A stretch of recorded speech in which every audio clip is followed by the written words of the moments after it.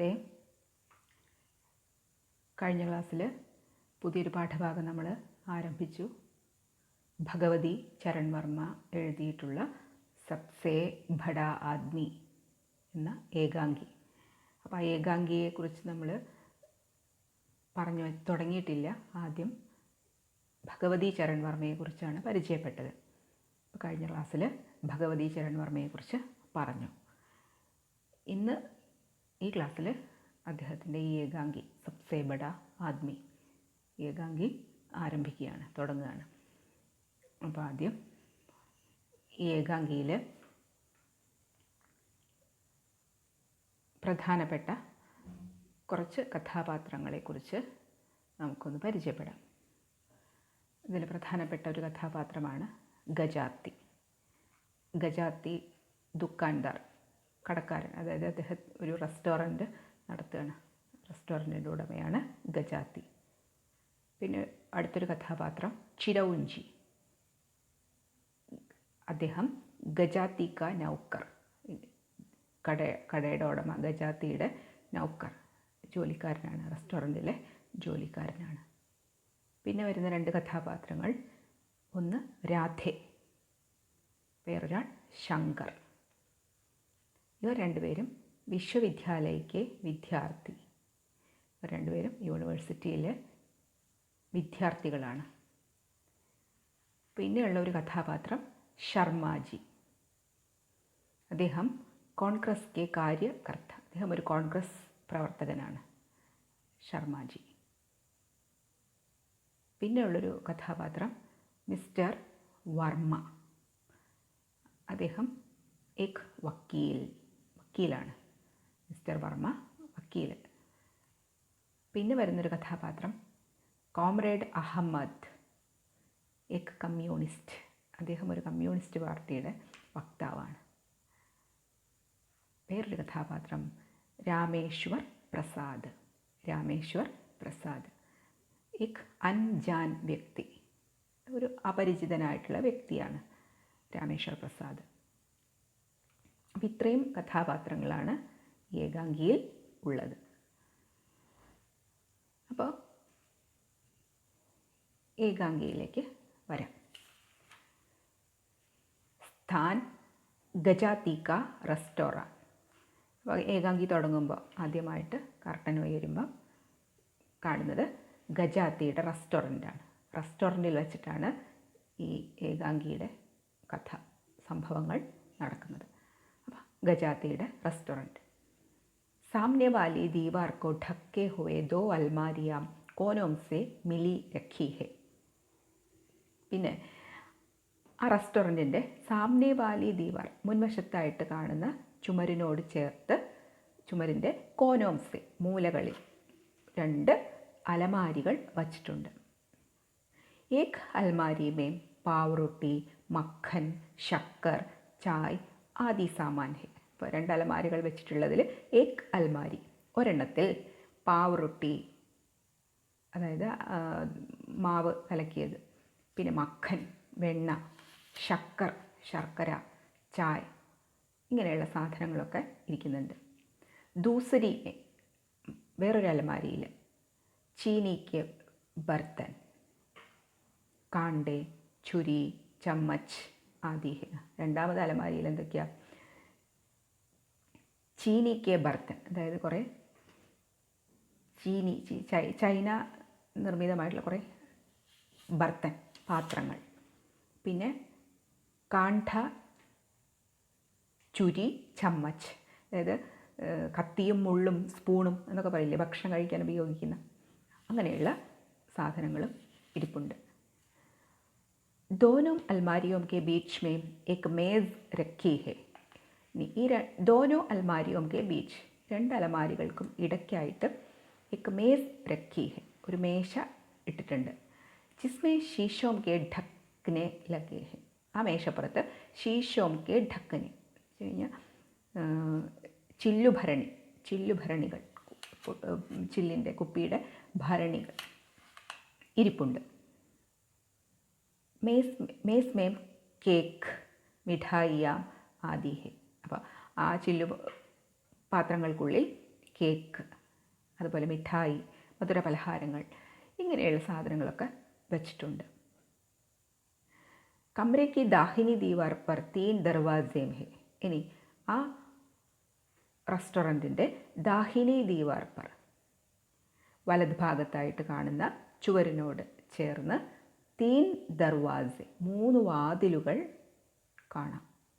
ജിൻ പർ പർദേ പടേ ഹെ. ആ 3 വാതിലുകൾക്കും പർദ, കർട്ടൻ ഇട്ടിട്ടുണ്ട്.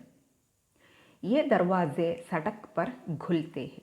ഈ 3 വാതിലുകളും റെസ്റ്റോറൻറ്റിൽ നിന്ന് സടക്ക് പർ, റോഡിന് അഭിമുഖമായിട്ട് ഖുൽത്തേ ഹെ, തുറക്കുന്നവയാണ്. കമരേക്ക് ഭായിം ഓർ ബീച്ചോ ബീച്ച് എക് ദർവാസ ഹെ. ഇനി ആ റെസ്റ്റോറൻറ്റിൻ്റെ ഭായിം ഓർ, ഇടത് ഭാഗത്ത് ചുമരിൻ്റെ നടുവിലായിട്ട് എക് ദർവാസ, മറ്റൊരു വാതിൽ കാണാം. ജോ അന്തർ ഖുൽത്താ ഹെ. ആ വാതിൽ അന്തർ, റെസ്റ്റോറൻറ്റ് അകത്ത്, ഉൾവശത്തേക്ക്, അടുക്കള ഭാഗത്തേക്കൊക്കെ പോകുന്ന, അങ്ങനെ അകത്തേക്ക് തുറക്കുന്ന രൂപത്തിലുള്ള വാതിലുമുണ്ട്. कमरे के बीचों बीच सामने की दीवार की सीध में 2 लंबी लंबी मेज़ें पड़ी है. इन मेज़ों पर तख्तों की जगह सीमेंट के टुकड़े जड़े हैं. ഇനി അതുകൂടാതെ ആ റെസ്റ്റോറൻറ്റിൻ്റെ ആ ചുവരുകൾ, അതായത് ആ റൂമിൻ്റെ നടുക്ക് ഭാഗത്തായിട്ട് ലംബി മേസ്, വലിയ 2 മേശകൾ ഇട്ട് വച്ചിട്ടുണ്ട്. വലിയ 2 മേശകൾ ഇട്ടിട്ടുണ്ട്. ഇൻ മേസോം പർ തഖ്തോം കി ജഗഹ് സിമൻറ്റ് കെ ടുക്കടെ ജഡേ ഹെ. അപ്പോൾ ഈ മേശകൾക്ക് ഇരുവശത്തും തഖ്തോം കി ജഗഹ്, തഖ്ത് എന്ന് പറഞ്ഞാൽ ഇരിപ്പിടം. അപ്പോൾ മേശകൾക്ക് അപ്പുറം ഇപ്പുറമായിട്ട് ഇരിക്കാനായിട്ട് കസേരകൾക്ക് പകരം എന്തായിരിക്കുന്നു, സിമൻറ്റ് കെ ടുക്കടെ, സിമൻറ്റ് ബെഞ്ച് എന്നൊക്കെ പറയും, സിമൻറ്റ് കൊണ്ട് ഉണ്ടാക്കിയിട്ടുള്ള തരത്തിലുള്ള ബെഞ്ചുകൾ ഇട്ടിട്ടുണ്ട്. മേസോം കെ ഊപ്പർ ഇധർ ഉധർ കുർസിയാം പടി ഹെ. ഇനി ആ മേശയ്ക്ക് മുകളിലായിട്ട് അവിടെ ഇവിടെയായിട്ട് കുറേ കുർസി, കസേരകളും കയറ്റി വച്ചിട്ടുണ്ട്. അപ്പോൾ ഇതൊക്കെയാണ് ആ റെസ്റ്റോറൻറ്റിൻ്റെ ഉൾവശത്തുള്ള ഏകദേശം ഒരു ചിത്രം. ഇനി ആ റെസ്റ്റോറൻറ്റിൻ്റെ അകത്ത് റെസ്റ്റോറൻറ്റിൻ്റെ ഉടമ ഗജാത്തി ആരാം കുർസി പർ ലേഠാ ഹുവ എക് അഖ്ബാർ പഠ് രഹാ ഹെ. അദ്ദേഹം റെസ്റ്റോറൻറ്റിൻ്റെ അകത്ത് ആരാം കുർസി, ഒരു കസേരയിൽ അങ്ങനെ വിശ്രമാവസ്ഥയിൽ ഇങ്ങനെ കിടന്നുകൊണ്ട് എക് അഖ്ബാർ പഠ് രഹാ ഹെ, ന്യൂസ് പേപ്പർ വായിച്ചുകൊണ്ടിരിക്കുകയാണ്. കദ് നാട്ട ശരീർ ദുബ്ല പത്ല. ഇനി ആ ഗജാത്തിയുടെ രൂപം, കദ് എന്ന് പറഞ്ഞാൽ രൂപം, നാട്ട കഴിഞ്ഞാൽ അധികം ഉയരമൊന്നുമില്ലാത്ത ഒരു ശരീരം, ദുബല പത്തല, അധികം തടിയൊന്നുമില്ല, മെലിഞ്ഞിരിക്കുന്ന ശരീരപ്രകൃതി.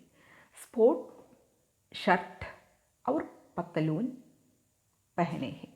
സ്പോർട്ട് ഷർട്ട്, അതായത് ഒരു ടീഷർട്ട് പോലത്തെ ഒരു ഷർട്ടും പത്തലൂൻ പാൻറ്റും അണിഞ്ഞിട്ടുണ്ട്, വേഷം. പൈരോമേം കേവൽ ചപ്പൽ പെഹനെ ഹെ. കാലിൽ ചപ്പൽ, ചെരുപ്പിട്ടിട്ടുണ്ട്. ധാടി മൂഞ്ച് സാഫ്. ധാടി മൂഞ്ച്, താടിയും മീശയും സാഫ്, ഷേവ് ചെയ്തിട്ട് ക്ലീൻ ഷേവാക്കി വച്ചിട്ടുണ്ട്. 40 വർഷ തക് അന്താജി ജാ സക്തി ഹെ. ഇനി പ്രായമോ 40 വർഷ, 40 വയസ്സിനോടടുത്ത് പ്രായം തോന്നിക്കും. അപ്പോൾ ഇതൊക്കെയാണ് ഗജാത്തി എന്ന ആ റെസ്റ്റോറൻറ്റിൻ്റെ ഉടമസ്ഥൻ്റെ വേഷഭൂഷകൾ. അപ്പോഴാണ് അദ്ദേഹം ആ കസേരയിൽ കിടന്ന് പത്രം വായിച്ചുകൊണ്ടിരിക്കും. ചിരൗൻ ജി കാ ഭായിം ദർവാസെ സെ പ്രവേശ്. അപ്പോൾ അവിടുത്തെ ജോലിക്കാരൻ ചിരൗൻജി അദ്ദേഹത്തിൻ്റെ അടുത്തേക്ക് വരുന്നു. അപ്പോൾ ചിരൗൻജി വിളിക്കുകയാണ്, ബാബുജി, സാർ എന്ന് വിളിച്ചുകൊണ്ട് അങ്ങോട്ടേക്ക് വരുന്നു. അപ്പോൾ ഗജാത്തി അഖ്ബാർ സെ നസർ ഉഠാക്കർ, ന്യൂസ് പേപ്പർ വായിച്ചുകൊണ്ടിരിക്കുകയായിരുന്നല്ലോ, ന്യൂസ് പേപ്പറിൽ നിന്ന് നസർ ഉഠാക്കർ, കണ്ണുകൾ തല ഉയർത്തി, ചിരൗൻജിക്ക് ഓർ ദേഖ്തേ ഹുവേ, ചിരൗൻജിക്ക് നേരെ നോക്കിക്കൊണ്ട് ചോദിച്ചു, ക്യോംബേ. എന്താ ചോദിക്കും, ക്യോംബേ എന്താടാ എന്ന് ചോദിക്കില്ലേ, ക്യോംബേ എന്താടാ എന്ന് ചോദിച്ചു. അപ്പോൾ ചിരൗൻജി ചായ് ലേ ജായി. എന്താ ചോദിക്കുന്നത്, ചായ് ലേ ജായി, ചായ കൊണ്ടുവരട്ടെ. അപ്പോൾ ഗജാത്തി പറയുകയാണ്, അഖ്ബാർ പഠനേക്കേലേ ഉഠാത്ത, വീണ്ടും ആ ന്യൂസ് പേപ്പർ വായിക്കാനായിട്ട് ഇങ്ങനെ കയ്യിൽ എടുത്തിട്ട് പിടിച്ചിട്ട് പറഞ്ഞു, ഹാ ആയിക്കോട്ടെ കൊണ്ടുപോയോ എന്ന് പറഞ്ഞു. ചിരൗഞ്ചി ദർവാസെ തക് ജാത്താ ഹെ. അപ്പോൾ അത് കേട്ടപ്പോൾ ചിരൗഞ്ചി ചായ എടുക്കാൻ വേണ്ടിയിട്ട് ദർവാസെ തക് ജാത്താ ഹെ, വാതിലിൻ്റെ അടുത്തേക്ക് നടന്നു പോകുന്നു. ഉടനെ ഗജാത്തി ചിരൗഞ്ചി ഇതർ ആവോ. നടന്നു പോകുന്ന ചിരൗഞ്ചി വിളിക്കുകയാണ്, ചിരൗഞ്ചി ഇവിടെ വാ. അപ്പോൾ ചിരൗഞ്ചി ലൗട്ട്താ ഹെ, വിളി കേട്ടിട്ട് ചിരൗഞ്ചി തിരിച്ചിങ്ങോട്ട് തന്നെ വരുന്നു. അപ്പോൾ ഗജാത്തി ക്യോം ജി आज तुमने एक पाव रोटी में 8 स्लाइसें क्यों निकाली है जबकि मैंने 12 निकालने को कहा था. അപ്പം എന്താ ഗജാത്തി ചോദിക്കുന്നത് ചിരൗഞ്ചിയോട്, അല്ല ഇന്ന് നീ एक पाव रोटी में 8 स्लाइसें क्यों निकाली, ഇന്ന് നീ എന്താ പറയുക ആ മാവ് ഉപയോഗിച്ചിട്ട് 8 ദോശയാണല്ലോ ഉണ്ടാക്കിയത്. നിന്നോട് ഞാൻ പറഞ്ഞിരുന്നില്ലേ 12 നിക്കാലിന 12 എണ്ണെങ്കിലും ഉണ്ടാക്കണമെന്ന്.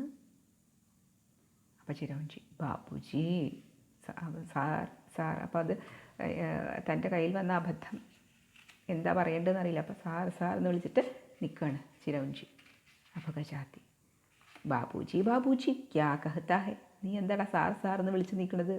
എന്നിട്ട് അദ്ദേഹം ഇങ്ങനെ കൈവിരലുകൾ ഉങ്കലിയോം പർ ഹിസാബ് ലഗാത്ത്, കൈവിരലുകളിൽ ഇങ്ങനെ എണ്ണം പിടിക്കുക. 1 2 3 4 എന്നൊക്കെ പറഞ്ഞിട്ട് ഇങ്ങനെ എണ്ണം പിടിച്ചിട്ട് പറയും, നീ വെറും 8 എണ്ണമാണ് ഉണ്ടാക്കിയത്, 12 എണ്ണം ഉണ്ടാക്കേണ്ട സ്ഥാനത്ത് 8 എണ്ണമാണ്. അപ്പോൾ അതായത് കൂടുതൽ നീ അതായത് കട്ടി കൂട്ടിയിട്ട് ഉണ്ടാക്കിയിട്ട് നീ സാധനം വേഗം കളഞ്ഞു, അതായത് വേഗം തീർത്തു കളഞ്ഞു. എന്നിട്ട് പറയാണ് പൈസ തുമാരി തൻഖാവ് സെ കാട്ടേ ജായെങ്കിൽ. എന്താ എന്നിട്ട് ഗജാതി പറയണത്, നീ ഇന്ന് കൂടുതലായിട്ട് ഉപയോഗിച്ചതിൻ്റെയൊക്കെ പൈസ ഞാൻ എന്ത് ചെയ്യുമെന്നറിയോ, തുമാരി തൻഖാവ് നിൻ്റെ ശമ്പളത്തിൽ നിന്ന് കാട്ടേ ജായെങ്കിൽ, കട്ട് ചെയ്യും, നിൻ്റെ ശമ്പളത്തിൽ നിന്ന് ഞാൻ പിടിക്കും കുറച്ച്, എന്നിട്ടേ ബാക്കി പിടിച്ചിട്ടേ ഞാൻ നിനക്ക് തരുള്ളൂ എന്ന് പറഞ്ഞു. അപ്പോൾ നിൻ്റെ ശമ്പളത്തിൽ നിന്ന് ഞാൻ അതൊക്കെ കിഴിച്ചിട്ടേ ബാക്കി തരൂ എന്ന് പറഞ്ഞു. അപ്പോൾ ചിരൗഞ്ചി ബാബുജി മർ ജായെങ്കെ. എന്താ ചിരൗഞ്ചി പറയണത്, അയ്യോ സാർ ഞാൻ ഇല്ലാതാകും, അല്ലെങ്കിൽ ഞാൻ മരിച്ചു പോകും, അതായത് എന്നോട് അങ്ങനെ ചെയ്യല്ലേ, അത് ഒരു കടുങ്കൈ ചെയ്യുന്ന പോലെയല്ലേ, എന്നോട് അങ്ങനെ ചെയ്യല്ലേ എന്ന് പറഞ്ഞു. അപ്പോൾ ഗജാത്തി അരേ ബാബുജി നഹി മരേങ്കാത്തു, എടാ ഞാനല്ല നീയാണ് മരിക്കാൻ പോകുന്നത്, നിൻ്റെ ശമ്പളം ഞാൻ കുറയ്ക്കാൻ പോവുകയാണ്, നീ അനാവശ്യമായിട്ട് ഉപയോഗിച്ച ആ മാവിൻ്റെയൊക്കെ കാശ് വില ഞാൻ നിൻ്റെ ശമ്പളത്തിൽ നിന്ന് പിടിക്കുക, അപ്പോൾ ഞാനല്ല മരിക്കുക, നീയാ മരിക്കാൻ പോണത് എന്ന് ഗജാത്തി പറയണം. അപ്പോൾ ചിരൗഞ്ചി പറയുക, അബുക്കി ദഫ ബാബുജി മാഫ് കരേ. എന്താ പറയണത്, ബാബുജി ഇത്തവണത്തേക്ക് എനിക്ക് മാപ്പ് തരണം, എന്നോട് പൊറുക്കണം. ആകെ സെ 12 നഹി 16 സ്ലൈസ് നിക്കാസബ്. എന്നിട്ട് എന്താ പറയണത്, ആകെ അടുത്ത ദിവസം ഞാൻ 12 എണ്ണമല്ല 16 എണ്ണം വേണമെങ്കിൽ ഞാൻ കുറച്ച് മാവ് ഉപയോഗിച്ചിട്ട് ഉണ്ടാക്കിക്കോളാം, പ്രാവശ്യത്തേക്കിനോട് പൊറുക്കണം എന്ന് പറഞ്ഞുകൊണ്ട് താണുകേണ് പറഞ്ഞുകൊണ്ടിരിക്കുകയാണ് ചിരൗഞ്ചി. ആ സമയത്ത് ബാഹർസെ ആവാസേ ആത്തി ഹെ, പുറത്തുനിന്ന് റെസ്റ്റോറൻറ്റിൻ്റെ പുറത്തുനിന്ന് ആവാസേം ആത്തി ഹെ, ആരോ സംസാരിക്കുന്ന ശബ്ദം വരുന്നു, കേൾക്കുന്നു. ഗജാത്തി ആവാസേം സുനനെ ലഗത്താ ഹെ. അപ്പോൾ ഗജാത്തി ആ സംസാരിക്കുന്ന ആ സംസാരം ഇങ്ങനെ ചെവിയോർക്കുന്നു. അപ്പോൾ പുറത്തുനിന്ന് കേൾക്കുന്ന ആ സംസാരത്തിൽ ആദ്യത്തെ ആൾ പറയുകയാണ്, തും മേരി ബാത്ത് നഹി സമജ്തേ. രണ്ടുപേര് തമ്മിൽ സംസാരിച്ചു വരുന്നവർ ആദ്യത്തവൻ പറയുകയാണ്, തും മേരി ബാത്ത് നഹി സമജ്തേ, ഞാൻ പറയുന്നതൊന്നും നിനക്ക് മനസ്സിലാവുന്നില്ല. അപ്പോൾ ദൂസരി ആവാസ്, രണ്ടാമത്തെ ആളിൻ്റെ ശബ്ദം, അഗർ തും ടീക്ക് ബാത്ത് കഹോ തോ വഹ് സബ്കി സമജ് മേ ആ സക്തി ഹെ. എന്താ രണ്ടാമത്തവൻ പറയണത്, തും ടീക്ക് ബാത്ത് കഹോ, നീ ശരിക്കുള്ള കാര്യം, നീ ശരിയായ രൂപത്തിൽ സംസാരിക്കുകയാണെങ്കിൽ സബ്കി സമജ് മേ ആസക്തി, എല്ലാവർക്കും മനസ്സിലാവും. അപ്പം നീ ശരിയായ രൂപത്തിൽ സംസാരിച്ചാൽ എല്ലാവർക്കും മനസ്സിലാവും. അവ അങ്ങനെ സംസാരിച്ചുകൊണ്ട് രണ്ടുപേർ ആ റെസ്റ്റോറൻറ്റിലേക്ക് പ്രവേശിക്കാൻ പോകുന്നതായിട്ട് ഗജാത്തിക്ക് മനസ്സിലായി. അപ്പോൾ ഗജാത്തി, അപ്പോൾ ആ വേലക്കാരൻ അവിടെ ജോലിക്കാരൻ അവിടെ നിൽക്കുകയാണല്ലോ. അപ്പോൾ ഗജാത്തി വേഗം ജോലിക്കാരനോട് ചിരൗഞ്ചിയോട് പറയുകയാണ്, ജാ ബേ കാം കർ, എന്താ പറയുന്നത്, ഓടാ പോയി കാം കർ, പണി നോക്ക്, നിൻ്റെ ജോലി എന്താണെന്ന് വെച്ചാൽ പോയി നോക്ക് എന്ന് പറഞ്ഞിട്ട് പണിക്കാരനെ അവിടെ നിന്ന് പറഞ്ഞയക്കുന്നു. ചിരൗഞ്ചി ജാത്താ ഹെ. അപ്പോൾ ചിരൗഞ്ചി അകത്തേക്ക് അടുക്കളയിലേക്ക് പോകുന്നു. അപ്പോഴേക്കും സംസാരിച്ചു വന്ന ആ രണ്ടുപേർ റെസ്റ്റോറൻറ്റിലേക്ക് പ്രവേശിക്കുകയാണ്. ദാഹിനി ഓർ സെ ശങ്കർ ഔർ രാധേ കാ പ്രവേശ്. റെസ്റ്റോറൻറ്റിൻ്റെ പുറമേക്ക്, അതായത് മുൻവശത്തേക്ക് 3 വാതിലുകൾ തുറക്കുന്നുണ്ടല്ലോ. അപ്പോൾ ഒരു വാതിലിലൂടെ ശങ്കർ അതുപോലെ രാധേ 2 വ്യക്തികൾ. അപ്പോൾ ശങ്കറും അതുപോലെ രാധേ 2 പേര് പ്രവേശിക്കുന്നു. ശങ്കർ എക് പോളോ ഷർട്ട് ഔർ ഹാഫ് പാൻറ്റ് പെഹനെ ഹെ.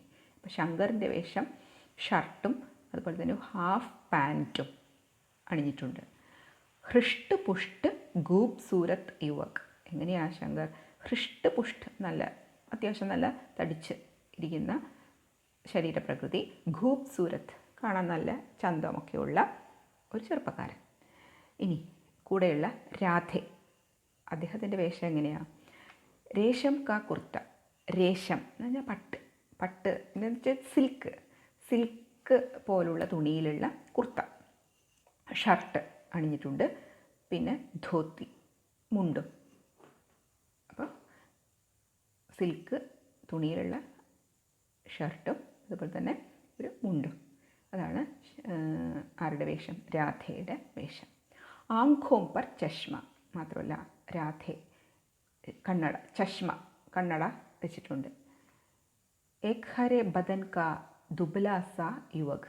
ദുബല മെലിഞ്ഞിരിക്കുന്ന ഒരു പയ്യൻ, ഒരു ചെറുപ്പക്കാരൻ. രാധേ ഔർ ശങ്കർ ഗജാതി കെ പാസ് വാലി മേസ് കെ ഇർദ് ഗിർദ് പടി കുർസിയോം പർ ആംനെ സാംനെ ബൈഠത്തെ ഹെ. അങ്ങനെ 2 പേരും കൂടി, അതായത് രാധേ ശങ്കർ 2 പേരും കൂടെ ഗജാതി കെ പാസ് വാലി മേസ്, ഗജാത്തിയുടെ തൊട്ടടുത്തായിട്ട് കിടക്കുന്ന മേസ്, ആ മേശയുണ്ടല്ലോ, വലിയ 2 മേശകൾ കിടക്കുന്നുണ്ടല്ലോ, ആ മേശയുടെ ഇർദ് ഗിർദ് പടി കുർസിയോം പർ. ഇർദ് ഗിർദ് അപ്പുറം ഇട്ടിട്ടുള്ള കുർസി, കസേരകളിലായിട്ട് ആംനെ സാംനെ ബൈഠത്തെ ഹെ. ആംനെ മുഖത്തോട് അപ്പുറമായിട്ട് 2 പേരും ഇരിക്കുന്നു. എന്നിട്ട് രാധേ എന്ന ചെറുപ്പക്കാരൻ പറയാണ്, മിസ്റ്റർ ശങ്കർ ആപ് ഷെല്ലി കോ സംചേ ഹി നഹി. എന്താ പറയുന്നത്? മിസ്റ്റർ ശങ്കർ ആപ് ഷെല്ലി കോ സംചേ ഹി. നിങ്ങൾക്ക് ഷെല്ലിയെ ശരിക്കും അറിയില്ലേ? ഷെല്ലി അറിയില്ലേ? വളരെ പ്രസിദ്ധനായിട്ടുള്ള ഒരു കവിയാണല്ലോ ഷെല്ലി. അപ്പോൾ രാധേ പറയാണ്, മിസ്റ്റർ ശങ്കർ നിങ്ങൾക്ക് ഷെല്ലിയെ ശരിക്കും അറിയില്ലേ? നെപ്പോളിയൻ കി ക്യാ ഹസ്തി ജോ ഷെല്ലി കി സംത കർ സക്കെ. എന്താ പറയുന്നത്? നിങ്ങൾ പറയുന്ന നെപ്പോളിയൻ ചക്രവർത്തി, അപ്പോൾ നിങ്ങളുടെ നെപ്പോളിയനുമായിട്ട് താരതമ്യം ചെയ്യും. അതായത് ഷെല്ലിയുമായിട്ട് സമത താരതമ്യം ചെയ്യുമ്പോൾ നിങ്ങളുടെ നെപ്പോളിയന് ക്യാ ഹസ്തി, എന്ത് പ്രാധാന്യമാണുള്ളത്? അപ്പോൾ ഷെല്ലിയുമായിട്ട് താരതമ്യം ചെയ്യുമ്പോൾ നിങ്ങൾ പറയുന്ന നെപ്പോളിയൻ ചക്രവർത്തി, ആ ചക്രവർത്തിക്ക് എന്ത് പ്രാധാന്യമാണ്? ഷെല്ലി എന്ന കവിയുടെ മുമ്പിൽ നെപ്പോളിയൻ എന്ത് പ്രാധാന്യമാണുള്ളത്? രാധ ചോദിക്കുകയാണ്. അപ്പം ശങ്കർ, ഹാ ജനാബ് വ പിനാനെ വാല ഷെല്ലി. അപ്പം ശങ്കർ പറയുക, വ പിനാനെ വാല ഷെല്ലി. പിനാനെ വാല എന്ന് വെച്ച് കഴിഞ്ഞാൽ സദാ ഇങ്ങനെ കരഞ്ഞുകൊണ്ടിരിക്കുന്ന പ്രകൃതക്കാരൻ. അപ്പോൾ ഷെല്ലി ഒരു കവിയാണല്ലോ, അപ്പോൾ ഷെല്ലി എപ്പോഴും ഇങ്ങനെ കവിത ആലപിക്കുകയും കവിത എഴുതുകയും ചെയ്യുന്നയാൾ. അപ്പം കളിയാക്കുകയാണ്, എപ്പോഴും ഇങ്ങനെ കരഞ്ഞുകൊണ്ടിരിക്കുന്ന ഒരു ഷെല്ലി. ഉസ്കി നെപ്പോളിയൻ കെ സാത്ത് തുലന കർണ നെപ്പോളിയൻ കാ അപമാൻ കർണ ഹോഗ. എന്താ ശങ്കർ പറയണത്? നിങ്ങൾ പറയുന്ന ഈ ഷെല്ലിയെ നെപ്പോളിയനുമായിട്ട് തുലന കർണ, താരതമ്യം ചെയ്യുന്നത് നെപ്പോളിയന് അപമാൻ കർണ, അപമാനമാണ്. അപ്പം നിങ്ങളുടെ ഷെല്ലിയെ നെപ്പോളിയനുമായിട്ട് താരതമ്യം ചെയ്യുന്നത് തന്നെ നെപ്പോളിയന് അപമാനം ഉണ്ടാക്കുന്ന കാര്യമാണ് എന്ന് ശങ്കറും വാദിക്കുകയാണ്. അപ്പോൾ 2 പേരും 2 പക്ഷത്താണ്. രാധേ ഷെല്ലി എന്ന കവിയുടെ ആരാധകനാണ്, ശങ്കറോ നെപ്പോളിയൻ എന്ന ചക്രവർത്തിയുടെ ആരാധകനാണ്. അപ്പോൾ ഈ 2 പേരെയും തമ്മിൽ താരതമ്യം ചെയ്യുകയാണ്. ഇതിൽ സബ്സെ ബഡാ ആദ്മി കോൻ ഹെ, ഈ 2 പേരിൽ ഏറ്റവും വലിയവൻ അല്ലെങ്കിൽ ഏറ്റവും പ്രാധാന്യം അല്ലെങ്കിൽ ഏറ്റവും മഹത്വമുള്ളവൻ ആരാണ് എന്നതാണ് രാധയുടെയും ശങ്കറിൻ്റെയും ഇടയിലുള്ള തർക്കം. അപ്പോൾ അതാണ് രണ്ടുപേരും നെപ്പോളിയനെ കുറിച്ച് ഷെല്ലിയെ കുറിച്ചിട്ടൊക്കെ അങ്ങോട്ടും ഇങ്ങോട്ടും താരതമ്യം ചെയ്തുകൊണ്ട് പറഞ്ഞ് സംസാരിക്കുന്നത്. അപ്പോൾ വീണ്ടും രാധ പറയാണ്, अच्छा आप बतलाइए, इतनी ऊंचाई, इतनी गहराई, इतनी पवित्रता, इतना विद्रोह, इतना सत्य, जितना ഷെല്ലി की पंक्तियों में कहाँ मिलेगा. എന്നിട്ട് എന്താ രാധ വീണ്ടും പറയാണ്, അല്ല ഇപ്പം ഈ ഷെല്ലിയെപ്പോലെ, ഷെല്ലി എഴുതുന്ന കവിതകളെപ്പോലെ ഇത്രയും ഗഹര, ഇത്രയും ആഴത്തിൽ, ഇത്രയും പവിത്രത, ഇത്രയും പവിത്രതയുള്ള, സത്യ, ഇത്രയും സത്യസന്ധമായിട്ടുള്ള പങ്ക്തി, വരികൾ കഹാ മിലേക, മറ്റെവിടെ കാണാം? അപ്പോൾ ഷെല്ലി എഴുതുന്നത് പോലുള്ള ഇത്രയും മനോഹരമായിട്ടുള്ള, ഇത്രയും സത്യസന്ധമായിട്ടുള്ള, ഇത്രയും ആഴത്തിലും ഇത്രയും പവിത്രതയോടും കൂടി എഴുതുന്ന വരികൾ കഹാ മിലേക, മറ്റെവിടെ കാണാൻ പറ്റും? उसने जो संदेश संसार को दिया है वह नेपोलियन के बस की बात कहाँ थी. എന്നിട്ട് പറയാം, അദ്ദേഹം ഈ ലോകത്തിന് നൽകുന്ന സന്ദേശം അത് നെപ്പോളിയനുമായിട്ട് ഒരിക്കലും താരതമ്യം ചെയ്യാനാവില്ല. ഷെല്ലിനെ ഹമേം പ്രേം കാ മാർഗ് ദിഖലായ, ഷെല്ലിയാണ് നമ്മൾ ലോകത്ത് എല്ലാവർക്കും പ്രേം കാ മാർഗ് ദിഖലായ, സ്നേഹത്തിൻ്റെ വഴി കാണിച്ചു തരുന്നത്. उसने भरभरदा और पशुदा के उन सिद्धांतों का गठन किया. മാത്രമല്ല ഷെല്ലിയാണ് ഈ ലോകത്ത് ബർബരത ഔർ പശുത, കാടത്തം അല്ലെങ്കിൽ മൃഗീയത, ഇങ്ങനെയുള്ള കാര്യങ്ങളെയൊക്കെ ഗണ്ഠൻ കിയ, തീർത്തും ഇല്ലാതാക്കിയത് അദ്ദേഹത്തിൻ്റെ കവിതകളാണ്. അതുകൊണ്ട് തന്നെ നിങ്ങളുടെ നെപ്പോളിയനും ഈ ഷെല്ലിയും തമ്മിൽ എങ്ങനെ താരതമ്യം ചെയ്യാനാകും എന്ന് രാധ പറയാണ്. അപ്പോൾ അതിന് മറുപടി പറയുന്നതാണ് ശങ്കർ. അപ്പോൾ അത് നമുക്ക് അടുത്ത ക്ലാസ്സിൽ, ഇന്നത്തെ ക്ലാസ്സിൽ തൽക്കാലം നമുക്ക് ഇവിടെ അവസാനിപ്പിക്കാം. അപ്പോൾ ഇവരുടെ ഈ തർക്കം ഇനിയും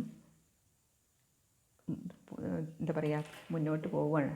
രണ്ടുപേരും തമ്മിൽ ആ തർക്കം ഇവിടെ അവസാനിക്കുന്നില്ല. അപ്പോൾ ആരാണ് വലിയവൻ എന്നുള്ള ഒരു തർക്കം അടുത്ത ക്ലാസ്സിൽ ബാക്കി നമുക്ക് കേൾക്കാം. അപ്പോൾ ഇന്നത്തേക്ക് തൽക്കാലം ഇത്രയും മതി.